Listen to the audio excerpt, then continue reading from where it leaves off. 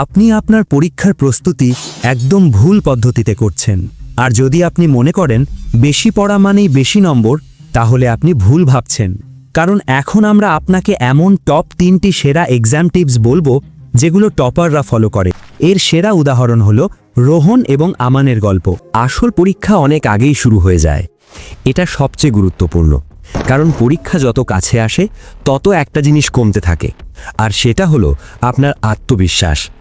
পরীক্ষার সময় বেশিরভাগ ছাত্র ফেল করে কারণ তারা পড়েনি বলে নয়, বরং তাদের মস্তিষ্ক তাদের বিরুদ্ধে কাজ করতে শুরু করে। রোহনের সাথেও ঠিক এমনটাই হচ্ছিল। বই খোলা থাকতো, কিন্তু পড়ার সময় তার মন দুই জায়গায় ঘুরে বেড়াতো।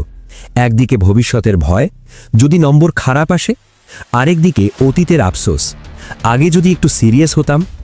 যখন মন এখানে আটকে যায়, তখন যতই পড়ো ফোকাস আসে না। আমান এখানে একটা জিনিস মেনে নিয়েছিল, যে সময় চলে গেছে তার ফিরে আসবে না, আর রেজাল্টও তার নিয়ন্ত্রণে নেই। তাই তার নিয়ন্ত্রণে ছিল শুধু একটা জিনিস, এই মুহূর্তে পড়া। তাই সে রেজাল্টের চিন্তা ছেড়ে পুরো ফোকাস দিল প্রসেসের ওপর। প্রতিদিন শুধু পরিকল্পনা করত, আজ কি বুঝবো, কি রিভিশন করব, আর সেটাই করত।